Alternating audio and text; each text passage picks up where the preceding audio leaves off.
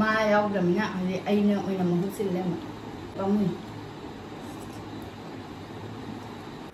Hi ma'am ममांगदे अइना squash की बोरा तौबदो अदुसु दुम हाउइको अदो मैमनसु मु कमेंट दा मै यामे दुम कमेंट यामना हाबा हाइरेबो सुमाइना पाक पांगना सोइरगा आलू दुमाइ सोइरगा सु बोरा अदु हाउबनेना कोरो कोरो कोइना दि अइना सोइद्रे कोरो आइदि आलू दुमाइना कोरो कोइना दि सोइद्रेबको कइगिनो आइदि अगैगी स्क्वाश से खरा पि अदुना सुमाइना खामेन गे टाइप सुमाइना सांग सांगना सोइरे अदु याम हाउग्रे मैम असेंबा मैम हाइब्रिड मतुंग इन बोरा से सुमाइना हाउबसे याम हाउरे आई ममांग क्वास चारमदबसे हजिक सुमाइना तौरदि अदुम चाबा यारे हाइदो खंगेबा मांगहनदबिदने अदो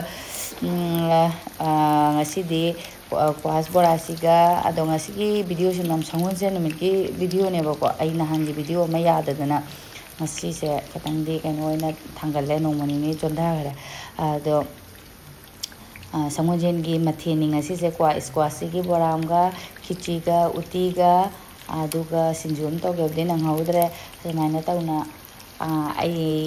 इचेनसु यामना तोइना हाइरे इसे अखोइ मुकबांग तौरोइना अदो मुकबांग मुक्ति हाइबदि यारोइको अदुम चाबगी अखोइ माइचा अखोइ हम चाबगी अदुम वीडियो हापचरागे आइगी स्क्वाश की बोरा से हाउगदो मानबा मैम येंगबिउ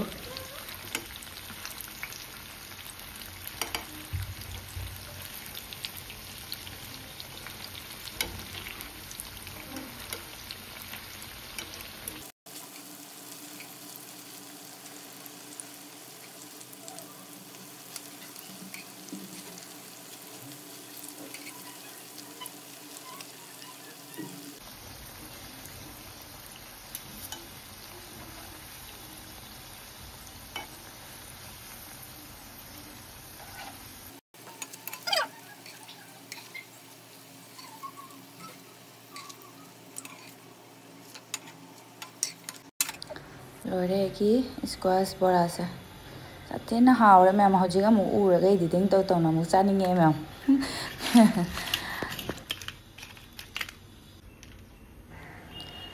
लोरे बोरा दो इनाओमनसु येनमसु हापचलदि हाउने हाबदि येनमसु इना खरा हापचले मोरक चिल्ली फ्राई खरा हापचले अदुगा बोरा दि लोरे अमु खिचीसु लोरे मैम अदुगा उती अमगा तौरनी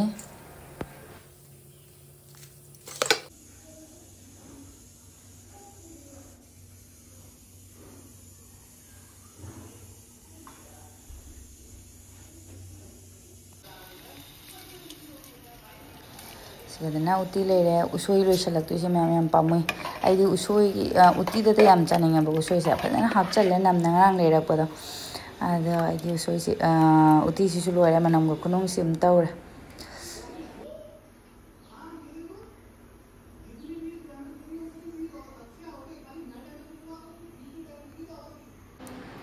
सेनी मैम अखोइगी संगोनसेलगी मथेन स्क्वाश बोरागा खिचड़ीगा उतीगा अदुगा फिंगर पापड़मगा सिंजू अमते यावरमदि यामदि चानरनी सिंजूदो ngamdare आदो अखोइगी मपागी खाइदोक लोइखरगा आइना सोनूगी पुखम सिनबीबनिको अदुम फजनबगी अदुम वीडियो दो मतेक अमा हापकेन तौबनी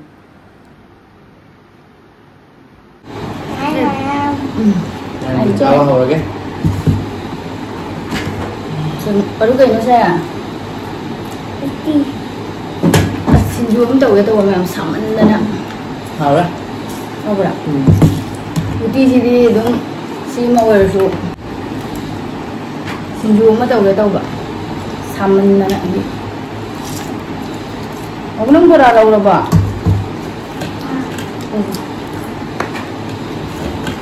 kuas ki boran haoye sana Mayamna hybrid matung ina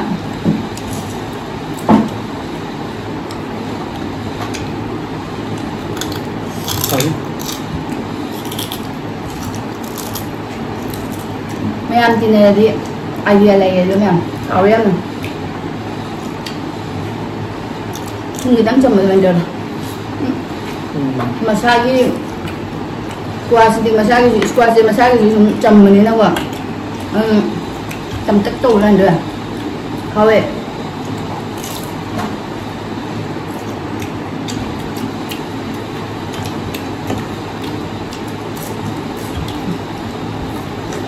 mình nè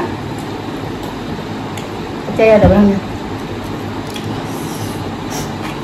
Mai đâu đầm nhạ thì ai nữa mình làm một chút xíu lên mà vui vậy rồi sẽ là tôi để bông mình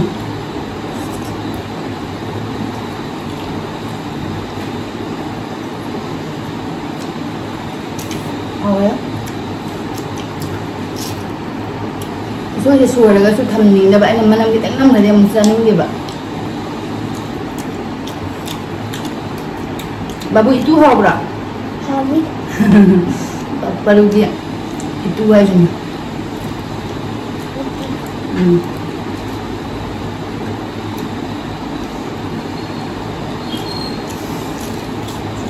komen là các anh già bây giờ có nung idea hay là anh nung idea vậy nên anh thì sao lại cần gì vậy anh già bây giờ cái khát khát tao là già vậy nè nung idea rồi nên mình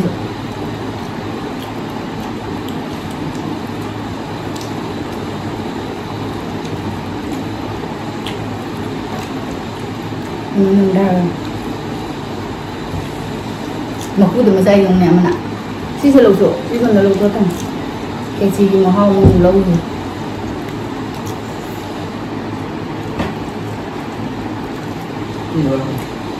bora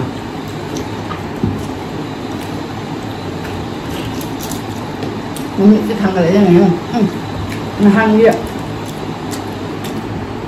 Nam càng gì cái gì đối với suy nghĩ là mai hao vậy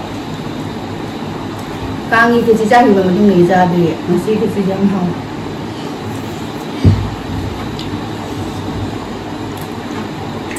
xin chúc các bạn cùng với nhau làm năm mới rồi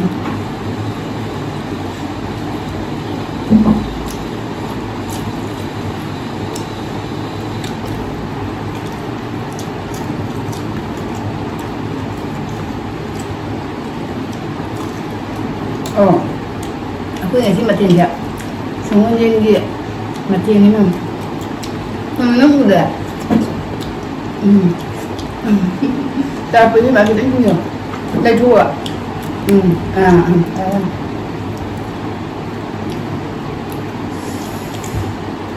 Sao? Đây. Sao vậy?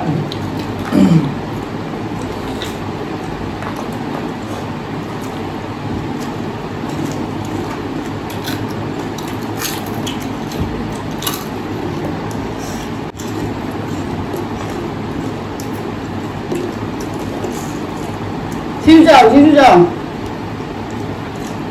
Mana ni sepas apa yang pun boleh, mapa ni kerja melawan kita satu jam.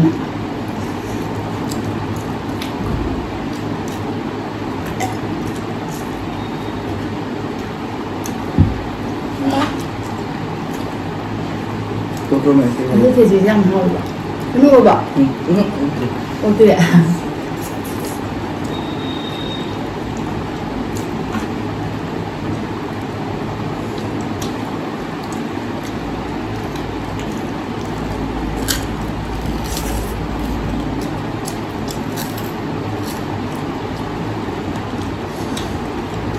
Cảm ra rồi.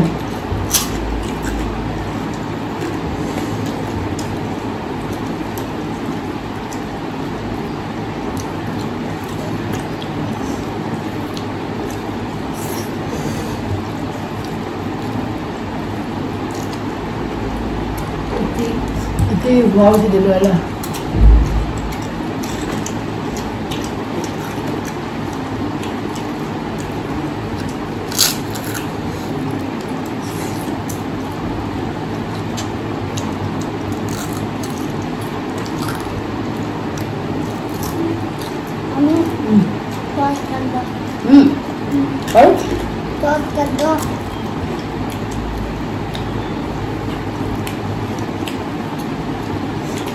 Mày chắc tôi thấy trẻ lên nè.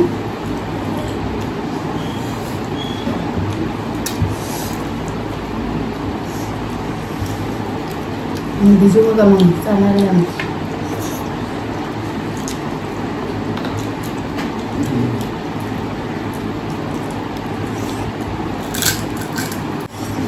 Mang cái hôm mình lại ở đây rồi kìa.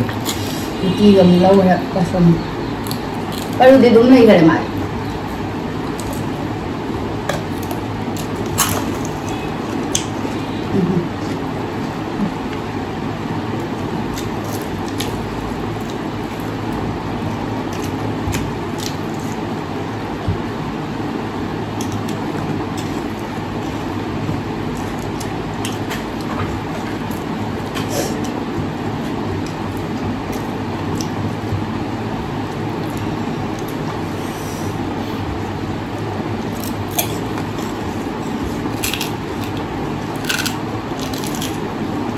Baru nang dum lay dor ko dumay na.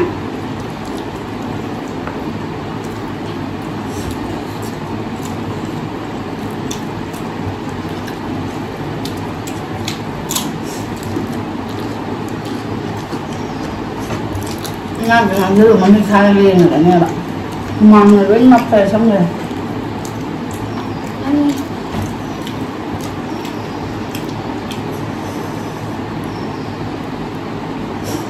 xin dùng tăng cái dầu lắm mà chị ra để chắc chắn là được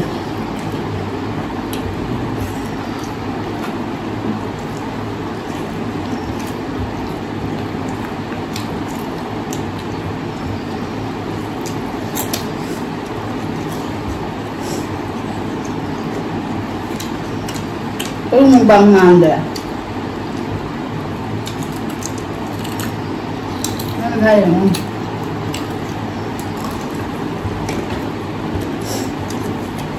Sige.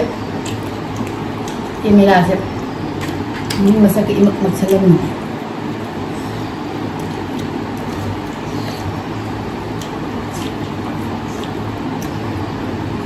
Wow.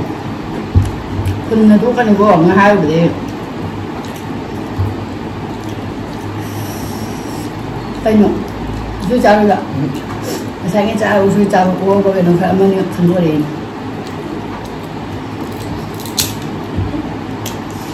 Bao chú cháu rồi, sao chú cháu? Nè, anh đừng chú đừng học gì mới nè. Chú làm gì cái đây nè? Cũng một cô bảo. Vậy.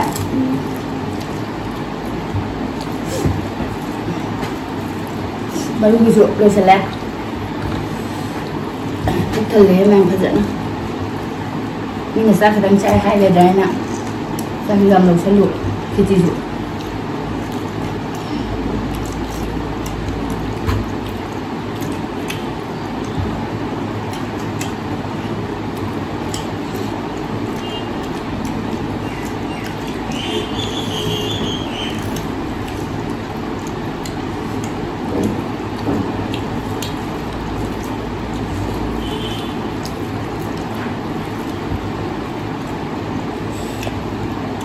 Ibu paling hebat aku sama. Mana dah? Macam mana? Bye hai dua sih. Bye. Nah, yang dulu sih dulu.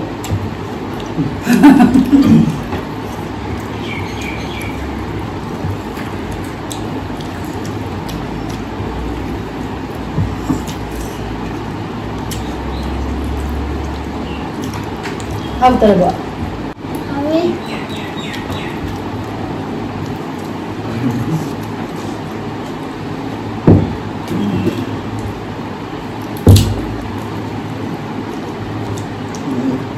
No.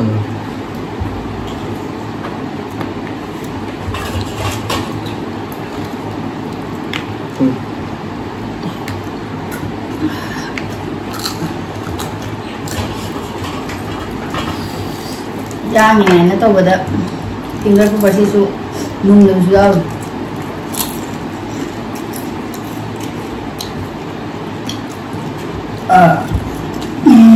Very ya.